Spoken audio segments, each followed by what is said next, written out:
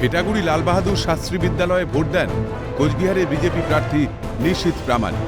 সাধারণ মানুষের আশীর্বাদই পথ চলার প্রেরণা। ভোট দিতে যাবার আগে সিএনের মুখোমুখি হয়ে বললেন নিশীথ প্রামাণিক। নিজের বুথে ভোটদানের পর ভোটের ফল নিয়ে আত্মবিশ্বাসী নিশীথ। ভোট দেন তৃণমূল প্রার্থী জগদীশ চন্দ্র বর্মা বসুনিয়া।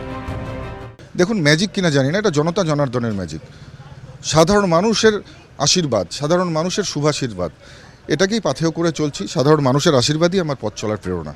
अभी तक का पोलिंग परसेंटेज ठीक है और ऐसे ही आगे जाएगा तो निश्चित रूप से पोलिंग परसेंटेज और ठीक रहेगा, अच्छा होगा। ये বুথটা আমার নিজের বুথ এবং এখানে খুব শান্তিপূর্ণভাবে মানুষ স্বতঃস্ফূর্তভাবে ভোট। জলপাইগুড়ি থেকে লড়ছেন তৃণমূলের নির্মল চন্দ্র রায়, বিজেপির জয়ন্ত কুমার রায়, বামফ্রন্টের সিপিএম প্রার্থী দেবরাজ বর্মন। মাউস স্টিকে নিয়ে নিজের বুথ কেন্দ্রে বামুনটারি নিউ অ্যাডিশনাল প্রাথমিক বিদ্যালয়ে ভোটদান করেন তৃণমূল প্রার্থী নির্মল চন্দ্র রায়। ফ্রি অ্যান্ড ফেয়ার ইলেকশনের দাবি বিজেপি প্রার্থী জয়ন্ত কুমার রায়ের। পরিস্থিতি তো সবসময় ওরা অস্বাভাবিক করার চেষ্টা করে, কিন্তু আমরাও বদ্ধপরিকর। আমরা এরকম অন্যায় কিছু হতে দেব না।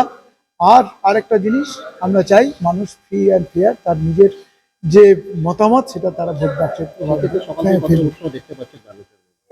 মানুষের মধ্যে উৎসাহ আছে, মানুষ খুব উৎসাহিত। আজকে আমি যখন আসছিলাম বেরোচ্ছিলাম তখন অনেকে শুভেচ্ছা জানালেন। কতটা আশাবাদী হয়ে বুথ থেকে ফিরছেন এখন ভোট দেওয়ার পর?